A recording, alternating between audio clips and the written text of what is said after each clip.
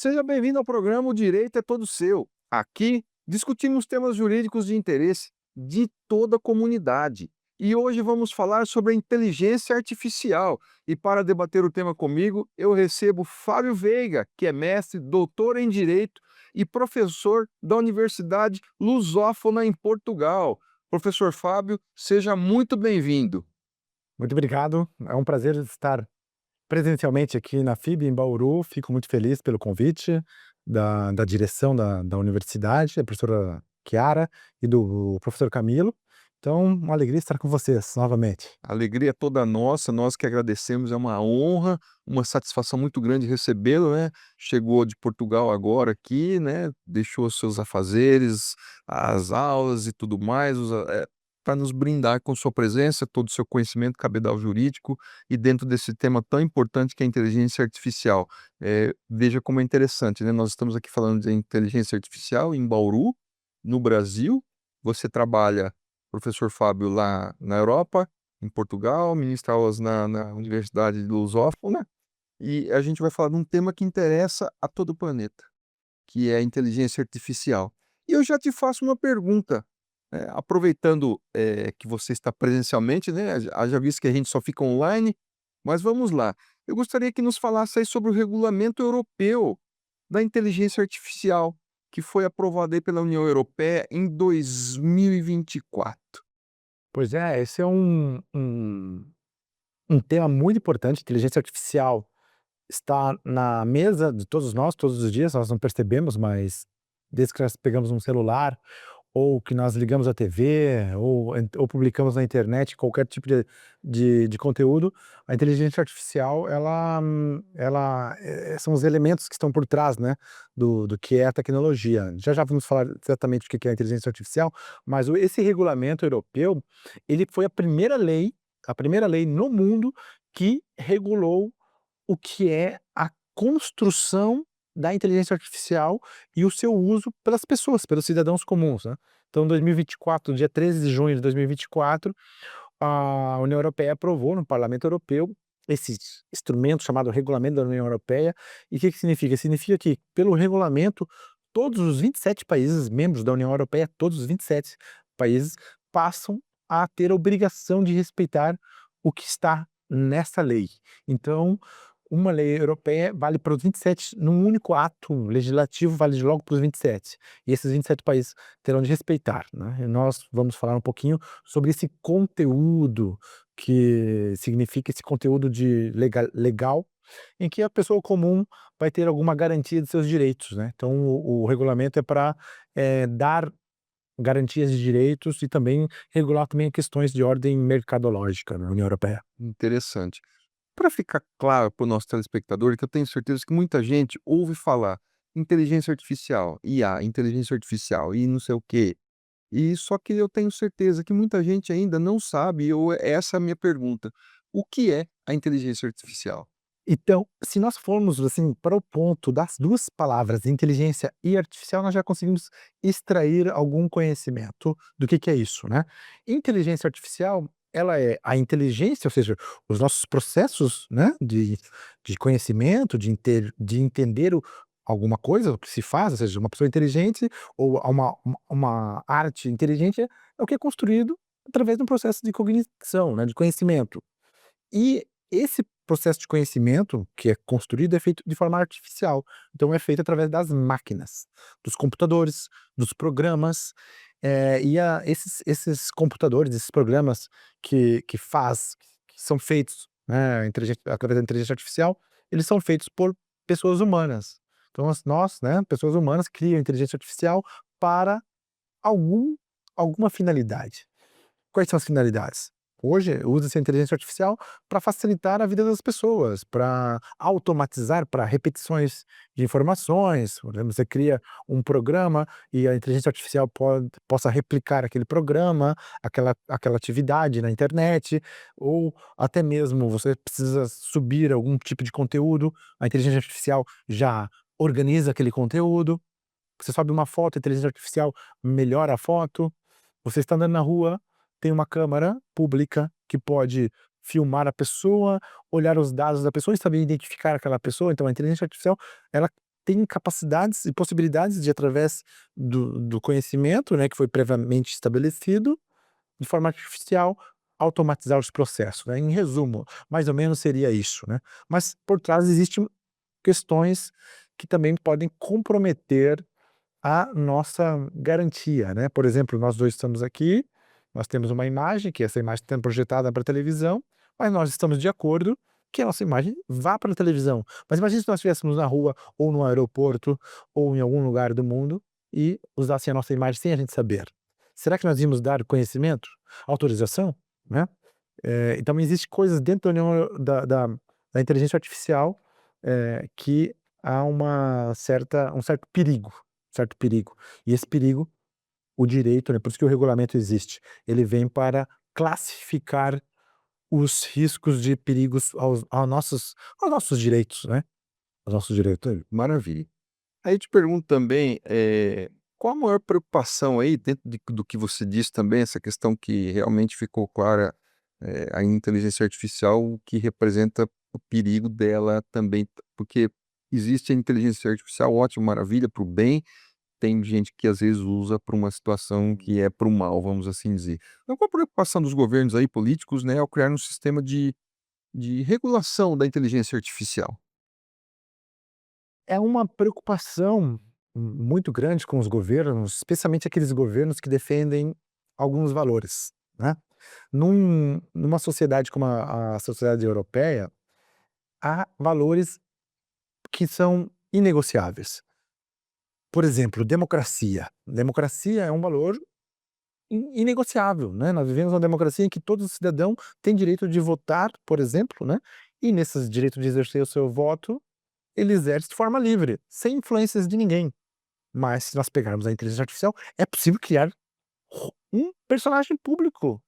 Já se foi criado para fazer teste, e esse personagem público se manipula as coisas na internet.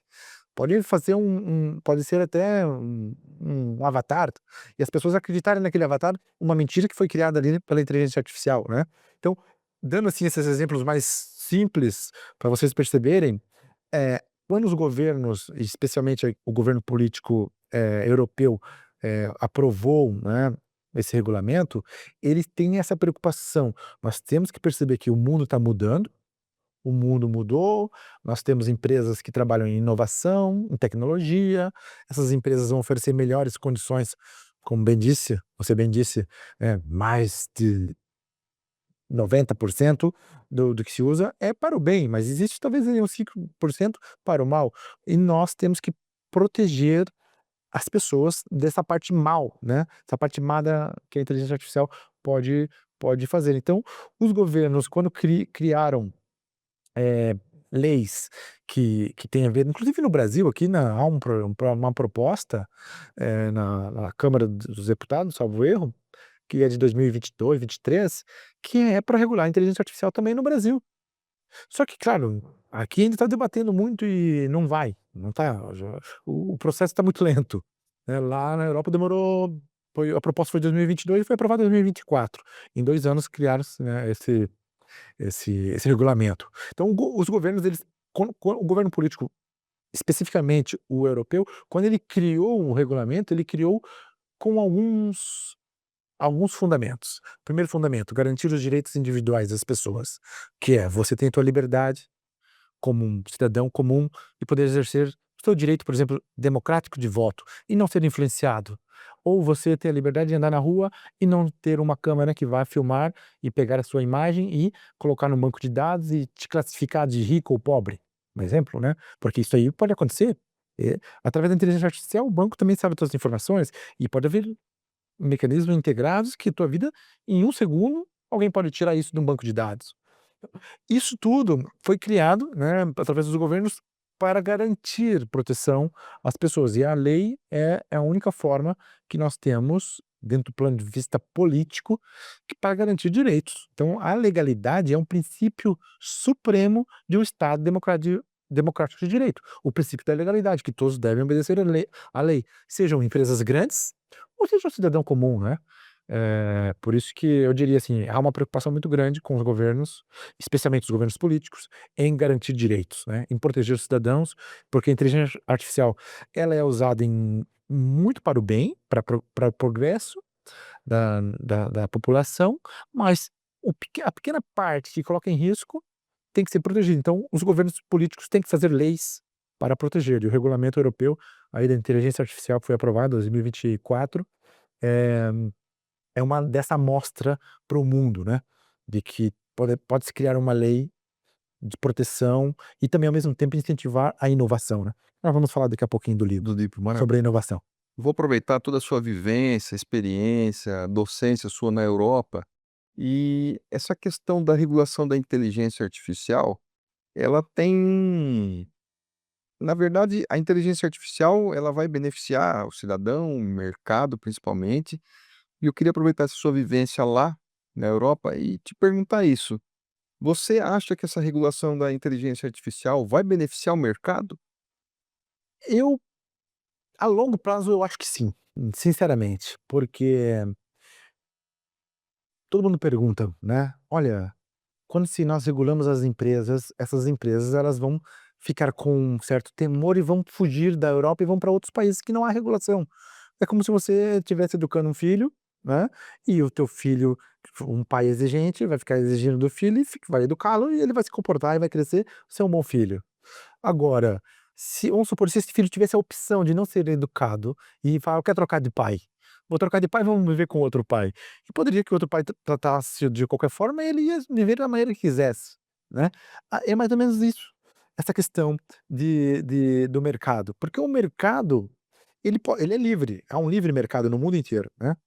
E essa liberdade poderia acontecer que as empresas europeias saíssem da Europa e fossem para a China, viesse para os Estados Unidos, viesse aqui para o Brasil, fosse para o Brasil e outros países qualquer. E poderia haver um comprometimento da questão mercadológica na União Europeia, ou seja, as empresas de tecnologia poderiam fugir porque elas estão reguladas, ou seja, elas têm que entrar na conduta, né, no fazer bem. Mas eu olho com a ótica ao contrário, as más empresas vão fugir. As más empresas vão fugir, mas as boas empresas vão ficar, porque as boas empresas, elas querem estar num mercado regulado, um mercado em que as regras são feitas de forma limpa para todas e para todos, né. Então essas empresas que ficam no mercado europeu, elas ficarão no mercado europeu e vão se projetar para um futuro em que no futuro, o mundo e as empresas que estão ao redor do mundo vão pensar: "Olha, vale a pena negociar com a Europa". Porque na Europa há um sistema de segurança, há um sistema que respeita a garantia do cidadão. Aquelas empresas que estão operando no mercado europeu e depois dali podem ir para o mundo, elas vão trabalhar em padrões altos, né. Esses estratos altos de segurança e de garantias faz com que haja confiança nas empresas, né. Então, na minha opinião, o mercado vai ser fortalecido pelo regulamento, da inteligência artificial que foi aprovado na Europa, na minha opinião. As más empresas vão fugir, porque elas não querem se comportar, elas vão para outros lugares que não há regulação, mas as boas vão ficar. E as grandes empresas que talvez, fossem um pouco desobedientes, né, dando o exemplo aí do filho, elas vão se melhorar e vão entrar no caminho da ordem. Vão entrar no caminho da ordem, e isso vai ser bom para a população europeia, que lá vivem na União Europeia, desses 27 países que eu comentei aqui no começo, são 450 milhões de pessoas.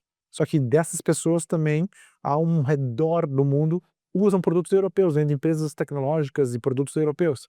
Isso vai também beneficiar outras pessoas que estão ao redor do mundo, e o mercado vai ser um mercado mais seguro. E é nessa segurança, a longo prazo, eu acho que é um benefício, né. Que bom. Antes da gente falar das obras que você vai nos brindar aí, eu queria a sua opinião, né, com toda a sua experiência, como você vê aí, ou as suas conclusões sobre o futuro da IA, da inteligência artificial?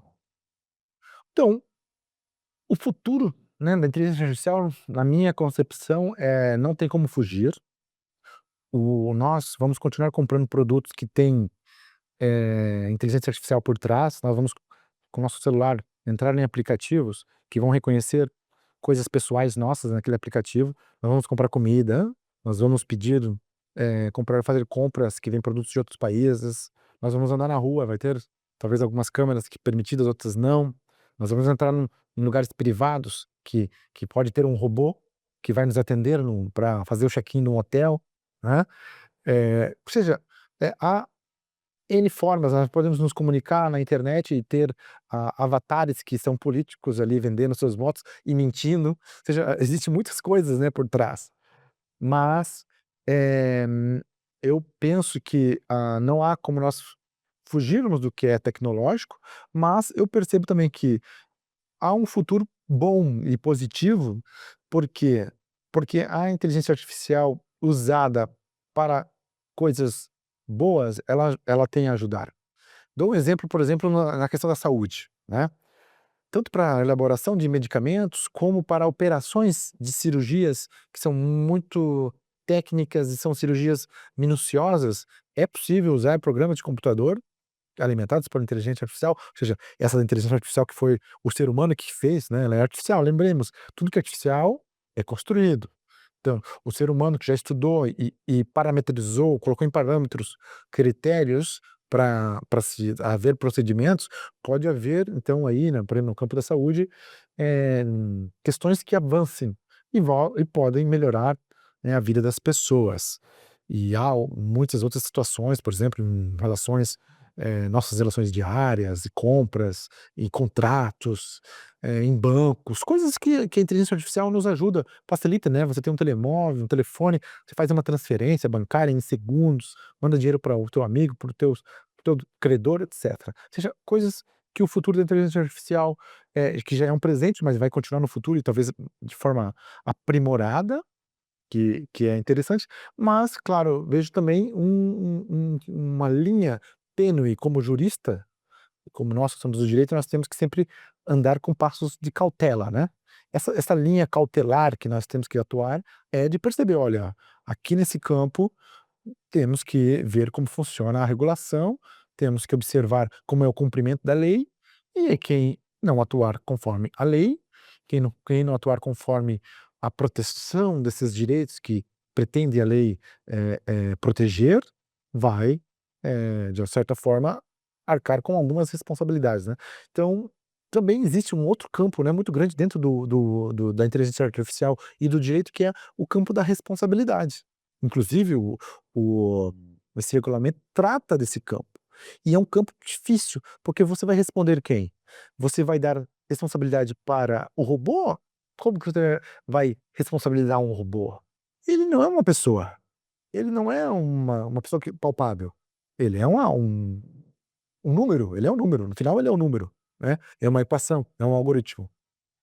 Ou você vai responsabilizar o criador daquele programa, que é um programador, ou a empresa que contratou vários programadores para criar aquele programa, que depois pode ser de uma forma, culpada ou não, ou seja, com culpa ou sem culpa, ou seja, quer dizer, alguma coisa má ou uma coisa boa, nós vamos responsabilizar essas pessoas. Então, e existe toda uma normativa por trás que classifica os riscos, né, dentro dessa normativa da União Europeia, que vai dizer: "Ó, quem trabalha com riscos altos tem mais responsabilidade, quem trabalha com riscos médios, menos, quem trabalha com pequeno risco, que não vai ter responsabilidade", né. Então, na minha visão, assim, eu tenho uma visão positiva sobre a inteligência artificial no direito, né, porque eu não sou, da tecnologia, mas gosto da tecnologia, é uma visão muito positiva. Espero que o Brasil tenha inspiração nessa normativa europeia, porque, o Brasil é um país de 213 ou mais milhões de habitantes, cada dia tem mais, né, e é um país que nós usamos a internet aqui, né, para tudo. Eu sou brasileiro, estou morando fora há muitos anos, mas nós usamos muito a internet aqui. Aqui o meu pai, que tem 72 anos, ele tem celular, ele tem uma conta bancária, ele faz tudo por ali. E lá na Europa as pessoas mais de idade não usam igual aqui no Brasil. Então, eu vejo que essa coisa da literácia, né, do uso da tecnologia no Brasil é muito mais, acessível, as pessoas usam mais, mas também é um pouco perigoso e às vezes são enganadas, né, é fácil de manipular e enganar essas pessoas. Então, eu percebo, assim, que se nós tivéssemos uma lei mais forte no Brasil, também já dando a minha opinião nesse assunto, eu perceberia que o Brasil teria que ganhar nesse campo. E o futuro do Brasil no campo legal da inteligência artificial também seria futuro promissor nessa área. É isso aí. Como você mesmo disse, meu caro professor Fábio, agora que a gente está presencial, né, tudo online, a gente só se vê online. Eu gostaria e eu não e o tema, né, inteligência artificial daria para a gente passar aqui um tempão falando dela, mas como a gente tem um tempo de televisão, eu queria que você nos brindasse aí, falasse sobre esses livros que você trouxe aí para nos ensinar. Eu gostaria que você apresentasse para os nossos telespectadores, por favor. Obrigado. Não, eu quero apresentar 2 livros que foram editados em Portugal. Esse primeiro livro aqui é o Estudos de Direito, Governança, e Inovação, tem o tema da inovação. Trata do direito da governança, que é como se você governa o público ou o privado, né, as questões de governança, e a inovação que tem a ver com a tecnologia.